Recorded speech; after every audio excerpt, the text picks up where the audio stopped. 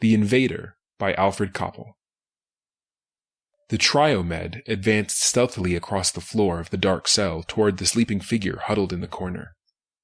After the long, lonely voyage, the nearness to a host filled the Triomed with eager anticipation. The tiny spaceship that had carried him into this lush planetary system far from the galaxy's heart lay well hidden behind him. So far as he could tell, his descent had not been detected, and that was as it should be, for he was a Triomed and a scientist. One of the finest in the service of his dying race. Dying, that is, until now, he thought. No longer would the race of Triomeds weaken and die for lack of suitable hosts. This third planet of the yellow sun was a paradise thick with warm-blooded biped mammals. The sleeping creature stirred uneasily as though sensing the approach of danger. The Triomed froze into immobility. It was unlikely that he could be seen, he knew, though the sense of sight was only a synthesized abstraction to him.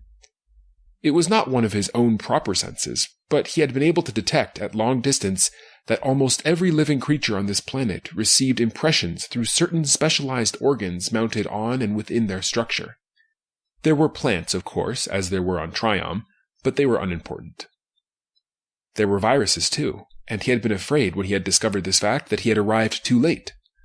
But the first attempts at establishing communication had relieved the Triomed of his fears. The indigenous viruses were primitive, not at all like his own illustrious ancestors of ancient Triom. The sleeping biped relaxed, and the Triomed inched forward again, a flat, almost two-dimensional smear of glistening matter on the floor in front of the biped. From high above the planet's night side, the Triomed had sensed the city. He had absorbed its shape and size and meaning while his craft settled through the heavy, oxygen-rich air. It was not enough that his instruments told of suitable hosts. He was a scientist and believed in absolute proof. Also, he had been in space long, without the satisfaction of a host, and he had yearned for the rapport, the domination of a warm-blooded creature. There had been a dark segment in the brilliant pattern of the city, an island of solitude amid the myriad confluences. It was there that he had landed his tiny probe ship and hidden it among the thickly wooded glades.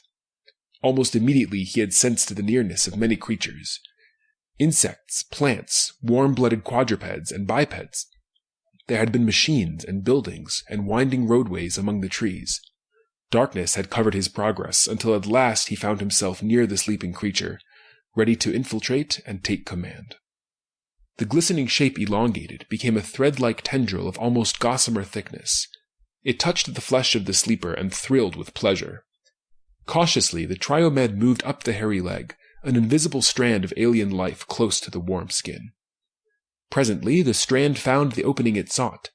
It slithered imperceptibly into the moist warmth of the sleeper's nostril, moved through the tear duct into the space behind the eyeball. Here it probed through muscle and membrane along the base of the brain, seeking the pineal gland. And found it, penetrated it, coiling like a microscopic serpent within the gland. A surge of pleasure went through the Triomed. Here was safety. The host was large, powerful, and vibrant with life. Quickly the Triomed established dominance.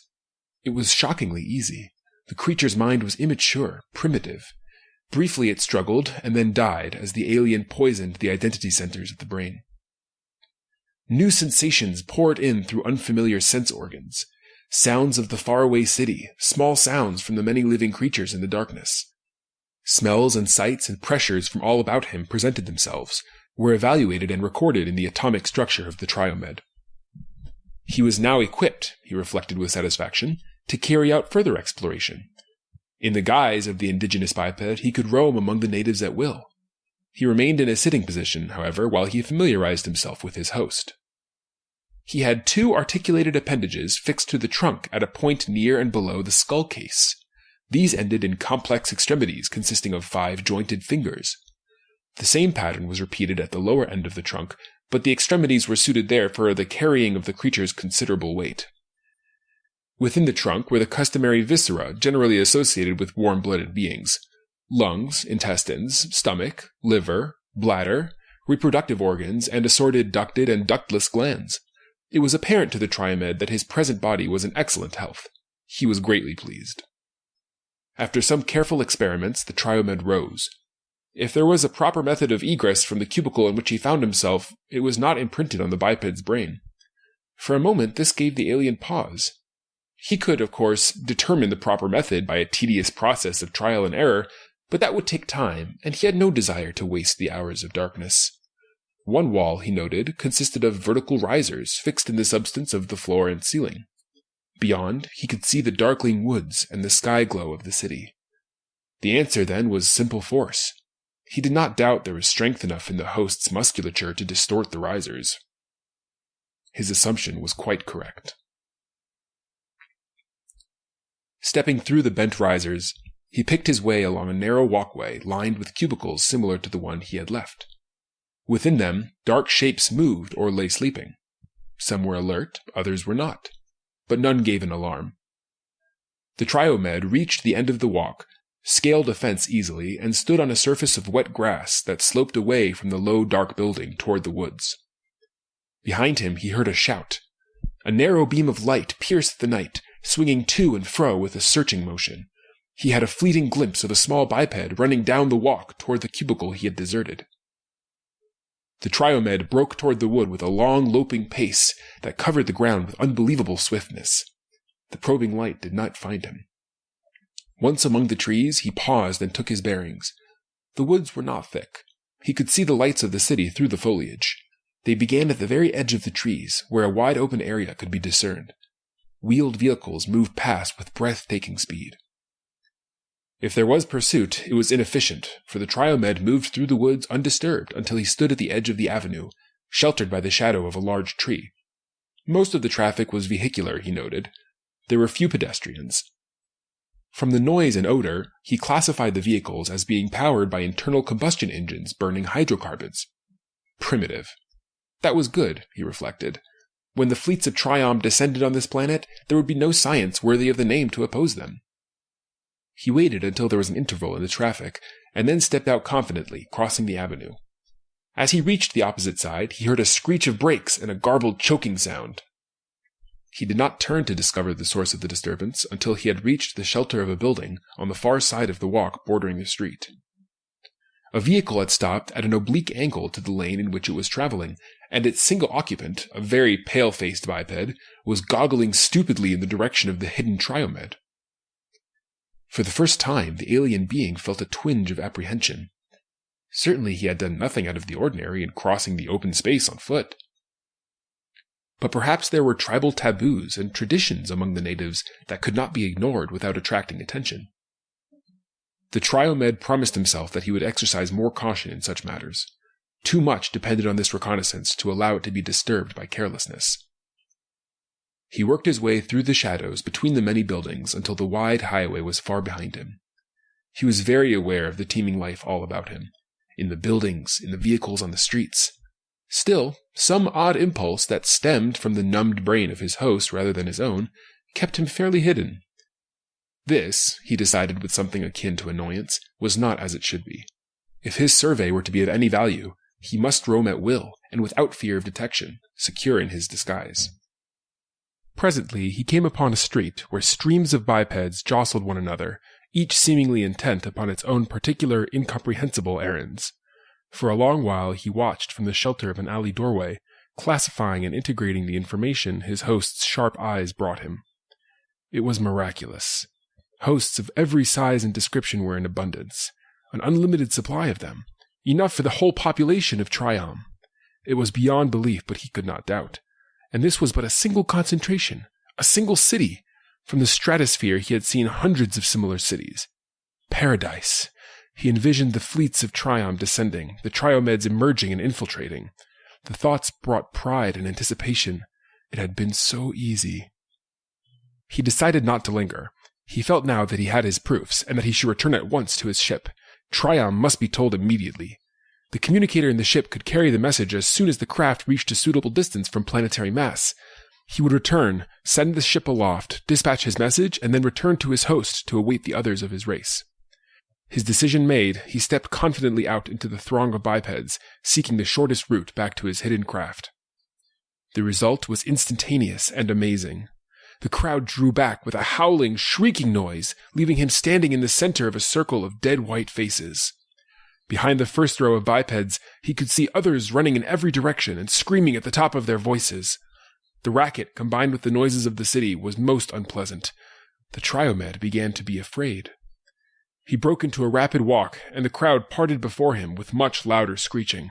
Here and there a biped, apparently braver than the rest, made threatening motions with bundles or knotted fists. A package struck him on the shoulder. The Triomed began to run. He noted for the first time that he towered head and shoulders over most of the bipeds nearby, and his host's brain interpreted the smells of hate and fear all about him. The crowd scattered wildly at his approach, but he was being followed. Panic began to clutch at the alien. What had he done wrong?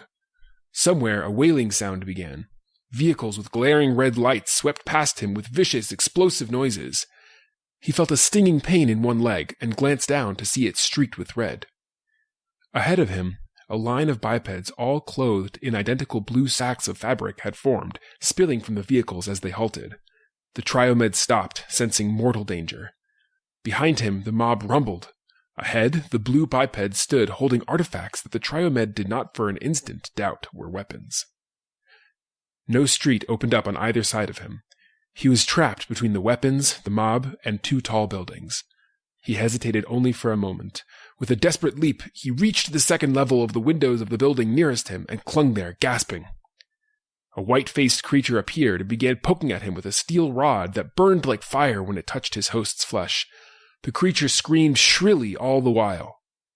With a sob, the Triomed swung himself onto the window ledge and began climbing upward, toward the roof of the building.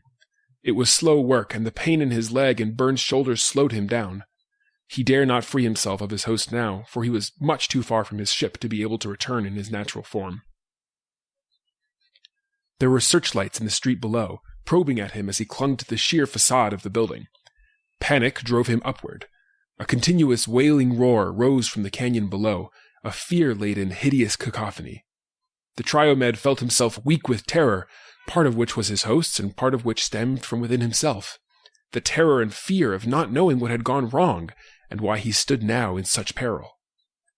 At last he reached the roof.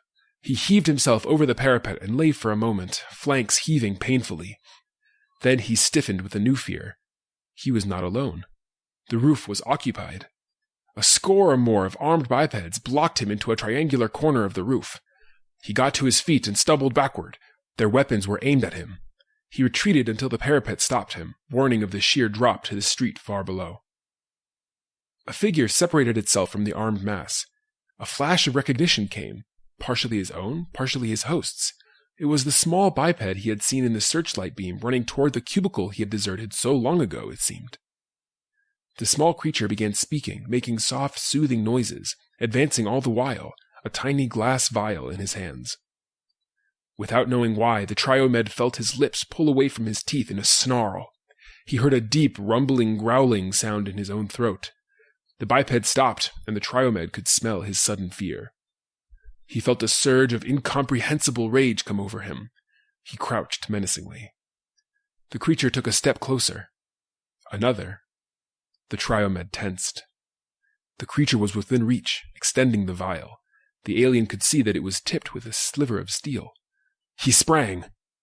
The weapons crashed. The alien felt the thudding impact of projectiles penetrating the brain case. In a panic, he began to extrude from the pineal gland. If death overcame the host while he had rapport, he too would die. And if he died, Triom would die. He felt his huge body totter.